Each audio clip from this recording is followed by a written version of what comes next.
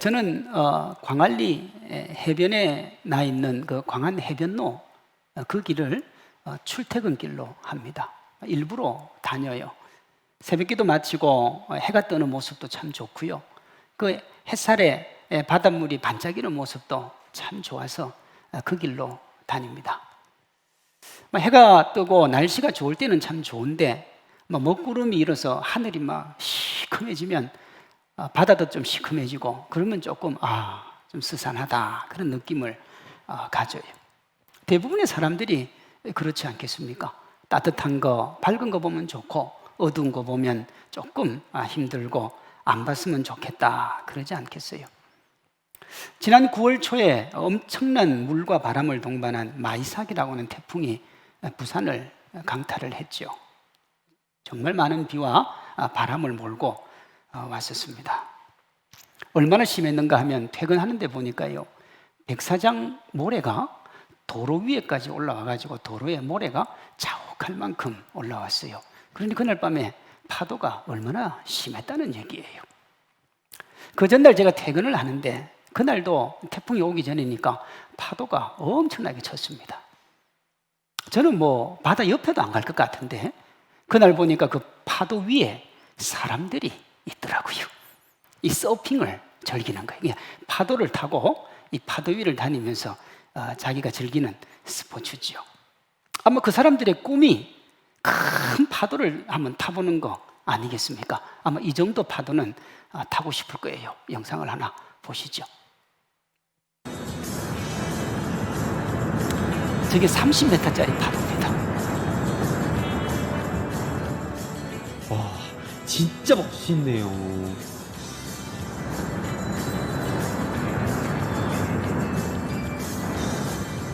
당시 맥너메라의 나이는 45세였다고 합니다. 나이가 믿겨지지 않는 도전과 용기에 박수를 보냅니다. 저기 보시면 집채만한 파도가 포말선을 그리면서 떨어지는데 나오죠. 저게 서핑이에요. 참 대단하죠. 만약 여러분이 저 자리에서 저거 타고 있으면 어떤 기분이 들을 것 같아요? 야, 스릴 있다. 대단한 사람입니다. 만약에 제가 저기 있으면 저는 끔찍할 것 같아요. 타는 것은 두 번째 문제고 저 집채만한 파도가 저를 삼켜가면 어떻게 되는 거예요 도대체?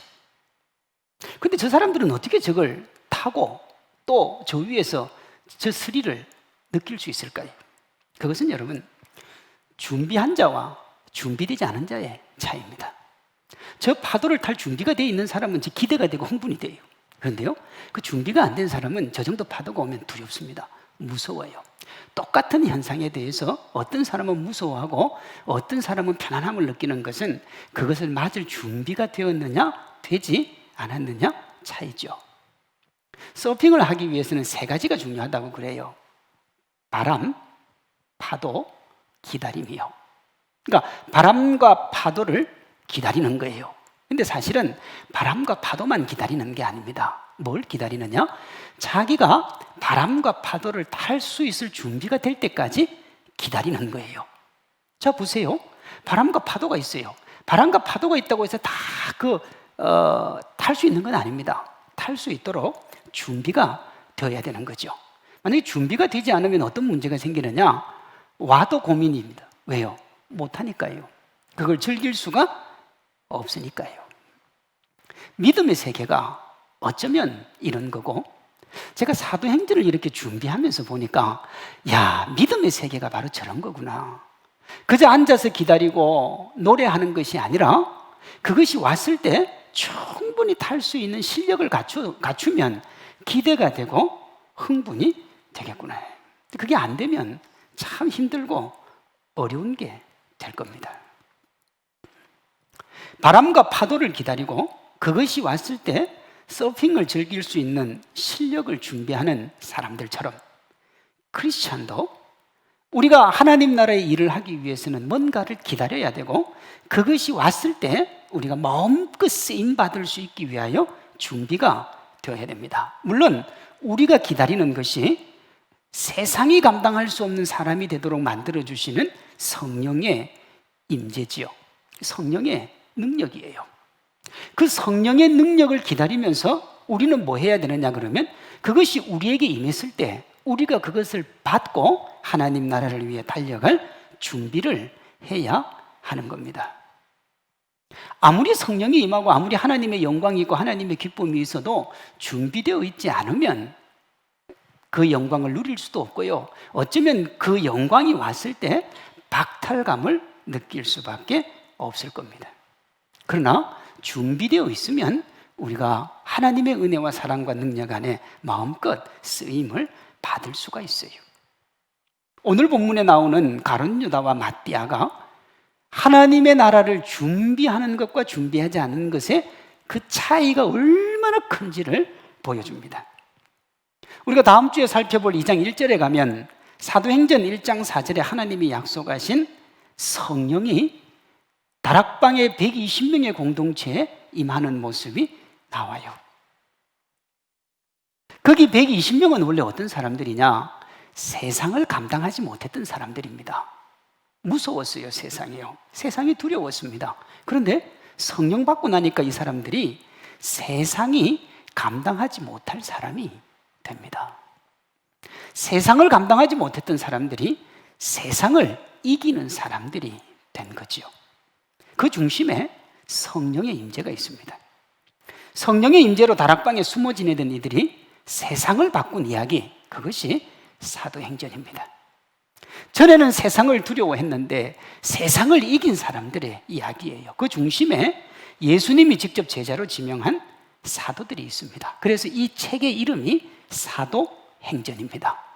영어로는 The Acts of Apostles, 사도들의 행동이에요. 사도들이 도대체 무엇을 했느냐 하는 거예요. 오늘 본문에 나오는 가룟 유다와 마띠아 중에요, 누가 뭐라고 해도 가룟 유다가 오순절 성령 받고 세상이 감당할 수 없는 그 일의 중심으로 쓰임 받아야 될 사람입니다. 왜냐하면 예수님이 그를 불렀잖아요. 예수님이 그를 사도로 삼았잖아요.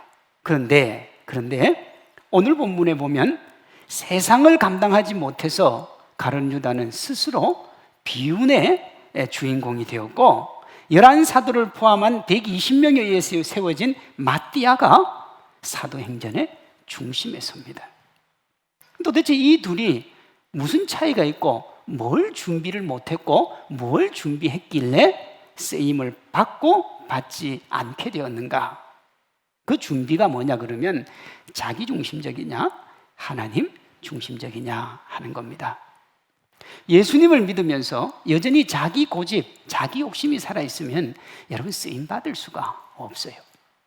자기를 내려놓아야 하나님 앞에 쓰임받을 수 있습니다.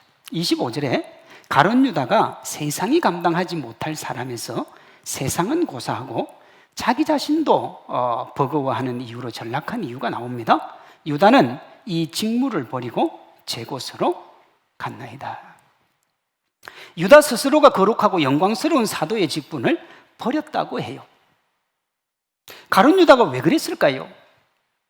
모든 것을 자기중심적으로 판단하고 행동했기 때문에 그렇습니다. 가룟 유다가 철저하게 자기중심적이었음을 가장 잘 보여주는 것이 최후의 만찬 석상이죠.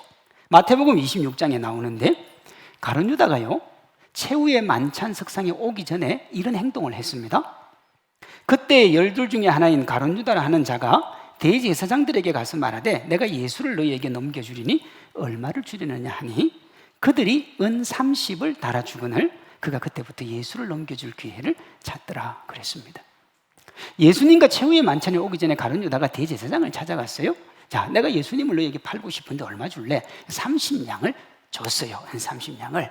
가룟 유다의 주머니에 그 은 30냥이 들어있습니다. 어디에 있을 때요? 최후의 만찬 자리에. 그러니요 가룟 유다는 지금 무슨 생각밖에 없느냐 그러면 예수님 팔 생각밖에 없어요. 그렇게 마음속에는 이미 예수님을 버렸음에도 불구하고 12 제자 중에 한 사람이 예수님을 팔 것이라는 예수님의 말에 이 가룟 유다가 이렇게 말을 합니다. 예수를 파는 유다가 대답하여 이르되 랍비여 나는 아니지요. 여러분 주머니에 은 30냥이 들어있다니까요. 그 바로 전에 예수님이 또 이렇게 말씀하셨거든요. 인자를 파는 그 사람에게는 화가 있으리로다. 그 사람은 차라리 태어나지 아니하였더라면 저게 좋을 뻔하였는데, 여러분, 주머니에 언삼십 들어있고 예수님이 차라리 태어나지 않았으면 좋았다는 얘기까지 들었으면 뭐 이 반성이라는 게 좀 있어야 되는데, 그 얘기 듣고도 가룟 유다가 뭐라고 그러냐면, 예수님 나는 아니죠. 아마 웃으면서 얘기 안 했겠습니까? 대단한 사람이에요. 어떻게 이룰 수 있습니까? 인간이. 불가능하겠죠? 그런데요, 철저하게 자기중심적이면 이게 가능합니다. 자기중심적이고 자기가 옳다는 것에 사로잡히면 어린 아이도 볼 수 있는 걸 못 봐요. 자기 파멸이 코앞에 이르러도 자기가 옳다고 그러고 자기 잘났다고 그럽니다. 이런 인간의 모습을 성경은 이렇게 얘기합니다. 로마서 3장이요. 의인은 없나니 하나도 없으며 깨닫는 자도 없고 다 치우쳐 함께 무익하게 되고 선을 행하는 자는 없나니 하나도 없도다. 그들의 목구멍은 열린 무덤이요 그 혀로는 속임을 일삼으며 그 입술에는 독사의 독이 있고 그 입에는 저주와 악독이 가득하고 그 발은 피 흘리는데 빠른지라. 이런 사람 주변에 있습니까? 저는 못 봤어요. 제 주변에는 없어요. 목구멍은 열린 무덤이고 말을 뱉어놓으면 전부 거짓말이고 독사의 독이 있어서 말하는 사람 찌르고 고통 주고 아프게 하고 사람만 보면 때려서 피 흘리게 하고. 없지요? 없는데요, 이게 교묘하게 사람의 모습 속에 나타나요. 이런 겁니다. 어떤 마을에 홍수가 나서 마을에 강둑이 무너졌어요. 강둑이 무너지니까 강 안에 있는 그 물이 논밭에 다 들어가 가지고 농작물이 다 하나도 쓸 수가 없게 됐어요. 사람들이 마을에 모여가지고 대책을 논의하던 중에 일단 강둑을 먼저 막자. 그래야 물도 만들고 그 물이 흘러 넘치는 것도 우리가 막을 수 있으니까 그렇게 하자. 그래서 모인 사람들이 다 일치를 봤습니다. 문제는 농작물 피해가 엄청났기 때문에 이 강둑을 막을 돈과 인력을 어떻게 조달하느냐 하는 것이었습니다. 그때 한 사람이 이런 제안을 했어요. 흙과 돌을 나르려면 수레가 필요하니 수레가 2대 있는 사람은 한 대를 마을 공동재산으로 내어놓읍시다. 이 말을 들은 한 사람이 맞장구를 치면서, 야, 우리가 그렇게 합시다. 그리고 수레는 소나 말이 끌어야 되니까 소나 말이 2마리씩 있는 사람도 1마리씩 내어놓도록 합시다. 그랬더니 그 자리에 있는 사람들 대부분이 좋다고 하면서 박수를 치고 기뻐했어요. 참 여러도 멋지고 아름다운 공동체지요. 정말 하나가 된 공동체입니다. 그때 마을 사람 중에 정말 가난한 한 사람이 머뭇머뭇하면서 말을 하기 시작하는 거예요. 저는 수레도 없고 소나 말도 없어서 아무런 도움이 되지 못합니다. 정말 죄송합니다. 저희 집에 닭이 2마리가 있는데 제가 그 중에 하나를 내어놓겠습니다. 일을 하려면 잘 먹어야 하니 닭이 2마리 이상인 가정에서 1마리씩 내어놓기로 합시다. 그렇게 이 가난한 사람이 자기 마음을 쏟아냈어요. 수레를 내어놓고 소와 말을 내놓자 그럴 때 사람들이 박수를 치면서 서로 환호하면서 서로 격려하면서 그렇게 잘했는데, 이 가난한 사람이 그 이야기를 하니까 갑자기 회의장이 조용해졌고 그의 말에 찬성하는 사람이 아무도 없는 거예요. 왜 그랬을까요, 여러분? 그곳에 모인 사람 중에 말이나 소, 수레를 내놓아야 할 만큼 많이 가진 사람은 거의 없었습니다. 그러나 닭은 누구라도 1마리 이상 가지고 있었기 때문에 그건 다 내어 놓아야 되는 거예요. 무슨 말씀인지 알죠? 대의를 말하고 어떤 희생도 치를 수 있을 것처럼 하지만 누구나 할 수 있는 닭 1마리를 제공하는 것은 어려운 거예요. 수레도 내 거 아니요, 말과 소도 내 거 아닙니다. 많이 있는 사람 거 걷어서 그저 우리 잘 쓰면 되니까 그건 좋아요. 근데 나에게는 닭 1마리, 그건 나의 재산인데 그거 내어놓는 것은 싫은 거예요. 우리 주변에 이런 모습 비일비재합니다. 타인에게 기부와 헌신을 말하고 그렇게 하지 않는 것을 비판하지만 정작 본인이 그런 일을 해본 적이 있는 이들은 얼마 되지 않습니다. 어떤 일을 할 수 있을 준비가 되었거나 능력이 있는 것과 그 일을 실질적으로 하는 것은 전혀 다릅니다. 자기 자신을 내려놓지 않으면요, 그가 할 수 있는 것은 전부 자기를 위한 것이고 그 능력은 자신의 만족과 유익을 위해 사용할 확률이 높습니다. 자기를 내려놓느냐, 내려놓지 않느냐의 문제지 얼마를 가지고 있느냐, 가지고 있지 않느냐의 문제가 아니라는 거예요. 자기중심성이라고 하는 것은 공들여 쌓은 탑을 무너뜨리고 결국은 자기 자신도 무너뜨립니다. 가룟 유다가 그걸 잘 보여줘요. 120명의 다락방 공동체가 가룟 유다가 어떻게 죽었는지 뭘 했는지 말하지 않아도 다 알고 있음에도 불구하고 베드로가 굳이 가룟 유다가 어떻게 죽었는지, 왜 그 이야기를 했는지 하는 것을 우리가 알 수 있는 이유는요, 그 공동체를 통해서 하나님은 뭔가 교훈을 주고 싶었던 거예요. 어떻게 해요? 하나님 나라의 일과 교회를 위해서는 가장 먼저 선행되어야 되는 게 뭐라는 거예요? 자기 자신을 내려놓아야 된다는 거예요. 이것을 예수님은 이렇게 얘기했죠. 무리와 제자들을 불러 이르시되 누구든지 나를 따라오려거든 자기를 부인하고 자기 십자가를 지고 나를 따를 것이니라. 자기를 내려놓으라는 거예요. 자기를 포기하라는 거예요. 그래야 하나님 나라의 일을 할 수 있습니다. 내가 얼마나 많이 가졌느냐, 얼마나 많이 누리고 있느냐, 내가 얼마나 영적이냐, 그건 다른 문제니까 그 이전에 해야 되는 게 뭐냐 그러면 하나님 앞에 자기 자신을 내려놓는 연습을 해야 되는 겁니다. 하나님께 버림받은 가룟 유다는 죄로 물든 자신의 욕망과 싸우지 않고 그것을요 적극적으로 사용을 했어요. 내려놓으라고 그랬는데 갈라디아서 5장에 보면 이런 말씀이 있습니다. 그리스도 예수의 사람들은 육체와 함께 그 정욕과 탐심을 십자가에 못 박았느니라. 예수님의 사람, 크리스천은 어떤 사람이냐 그러면 육체와 함께 그 정욕과 탐심을 십자가에 못 박은 사람이에요. 나의 만족과 유익을 위해 살아가는 사람들이 아니, 가룟 유다는 그걸 적극적으로 활용을 했어요.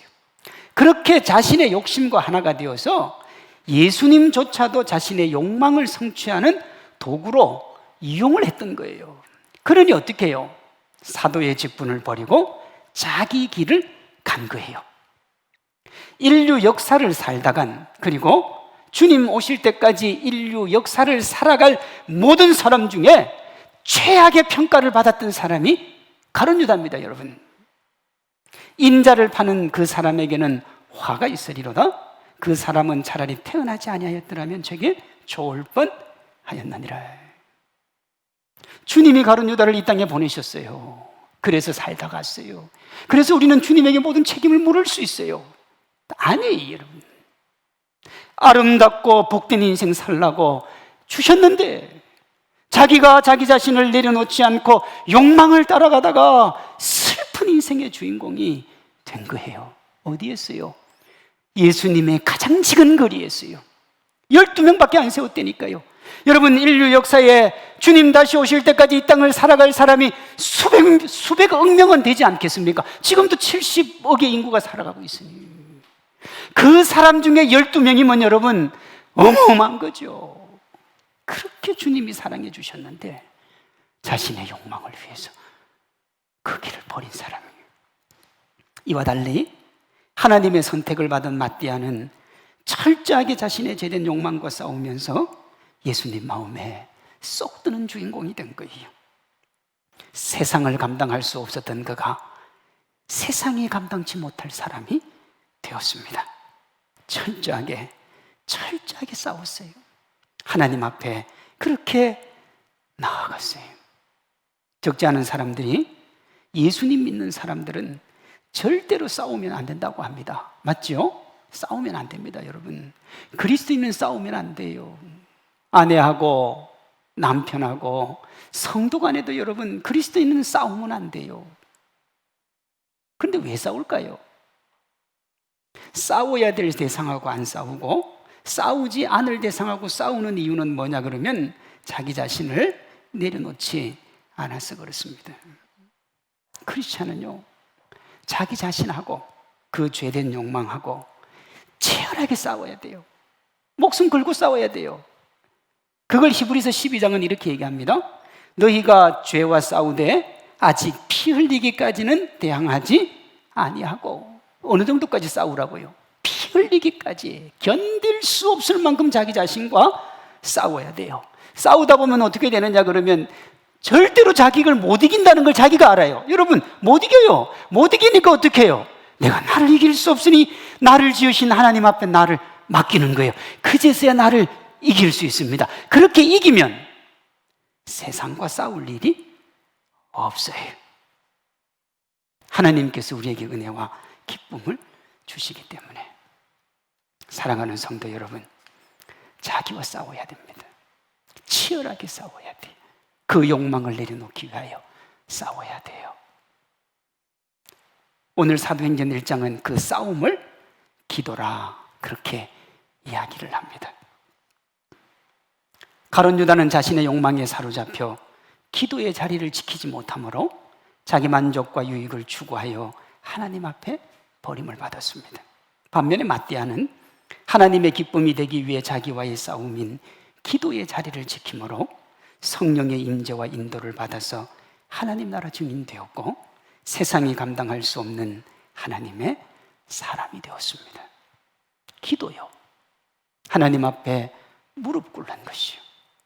목사님, 코로나로 기도하고 싶어도 새벽에 가서 기도할 수 없는데 어떻게 기도할까요? 여러분, 기도는 교회에서 하는 게 아니고 자기가 있는 삶의 자리 어느 곳에서라도 기도할 수 있습니다. 어쩌면 사람들을 많이 못 만나는 이 시기가 하나님 앞에 더 열심히 기도하고 주님께 나아갈 수 있는 참 좋은 기회가 되는 거예요. 그렇게 우리가 주님 앞에 우리 자신과 싸우며 바뀌어졌을 때 우리가 하나님 앞에 쓰임을 받는 거예요. 자기 자신과의 싸움 없이 하나님을 위해서 열심히 하면 어떻게 되느냐? 열심을 내는 만큼 하나님을 아프게 해요. 하나님을 힘들게 한다고요. 우리가 우리의 모든 것들을 하나님 앞에 맡기기 위해서 우리의 죄된 본성과 싸우는 기도가 필요합니다. 그렇게 기도하며 우리의 죄된 본성과 싸운 결과는 뭐냐 그러면 삶의 모든 걸 하나님 앞에 맡기는 거예요. 맡기는 것. 그 정도까지 되면 우리가 하나님의 사람이라 말할 수 있습니다. 120명의 공동체는 그 맡김이 어떻게 드러나느냐? 제비 뽑기로 드러납니다. 제비를 뽑아 마띠아를 세웠다 그랬잖아요. 여러분, 제비 뽑기에는 두 가지 의미가 담겨 있습니다. 하나는 120명이 온전히 하나가 되어서 하나님 앞에 그 마음을 드렸다는 거예요. 자, 여러분 보십시오. 120명이 살아온 환경이 다르고 삶의 기준도 다르고 어떻게 나아가야 될지 자기 인생의 목표도 다르고 꿈도 다릅니다. 그런데 제비를 뽑았다는 말은 무슨 말이냐 그러면 우리가 하나가 되겠다는 거예요. 저마다의 생각이 있고 저마다가 가지고 싶은 것이 있고 저마다가 누리고 싶은 것이 있어도 하나님이 제비 뽑기로 뽑으시면 그대로 따라가겠다는 겁니다. 그것이 한 마음 한 사랑 한 뜻 이룬 믿음의 공동체예요. 또 다른 의미는 뭐냐 그러면 하나님이 그것을 기쁘게 받으셨다는 거예요. 인정해 주신 거예요. 120명이 하나로 하나님 앞에 드렸는데 하나님이 그걸 기뻐 받아 주셨다는 겁니다. 기뻐 받아 주시니까 하나님이 보니까 그 공동체가 너무 예쁘니까 그 공동체가 세상을 바꾸는 하나님의 공동체로 사용될 수 있도록 성령을 쏟아부어 준 거예요. 자, 이걸 달리 얘기하면 성도 여러분, 하나님이 아무리 성령을 쏟아부어줘도 하나님의 은혜를 쏟아부어주고 하나님의 능력을 주고 하나님의 위로와 평강을 쏟아부어줘도요, 받을 준비가 안 되면 우리하고 아무 상관이 없는 거예요. 다 쏟아지고 나는 겁니다. 그러니 주님이 우리에게 은혜를 주실 때 받을 만한 그릇의 준비가 되어야 되는 거예요. 120명의 다락방 공동체는 예수님이 약속하신 성령이 임할 시기는 몰랐습니다. 그러나 성령이 자기들에게 임하면 그들이 어떤 생각을 하든지 그 이상의 역사가 펼쳐진다는 것을 알고 있었어요. 세상이 감당할 수 없는 하나님의 사람들이 된다는 걸 알고 있었습니다. 세상을 바라보고 세상의 상식과 세상의 논리와 이성을 가지고 살아가는 사람과 하나님의 은혜로 살아가는 사람의 차이가 여기에 있습니다. 여러분, 이성으로 살아가는 사람이 반드시 하나님의 능력으로 살아가는 사람보다 잘 되게 돼 있어요. 반드시요. 그러나 하나님의 능력으로 살기 원하는 사람이 어느 순간 성령의 능력과 영광 가운데로 들어가기 시작하면 그때부터는 이성과 논리로 살아갔던 사람이 따라올 수가 없어요. 하나님의 능력을 받기 전에는 나와 너의 경쟁이지만 하나님의 능력을 받고 난 다음에는 하나님과 너의 싸움이기 때문에 하나님을 이길 수가 없는 겁니다.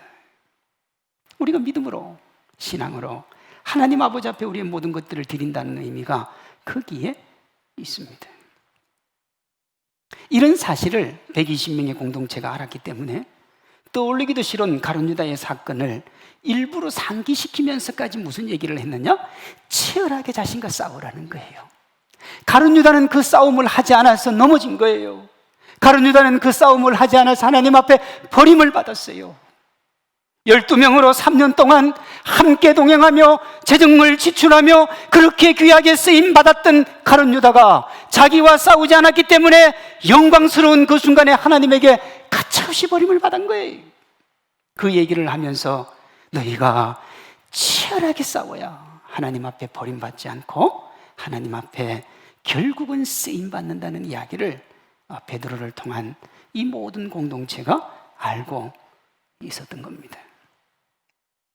하나님께서 그 공동체를 기뻐 받으시고요, 26절에 제비뽑기를 통하여 마띠아를 세우시고 곧바로 2장 1절에 가면 오순절날 성령이 임재를 하는데 120명 각자에게 일일이 성령이 임재를 합니다.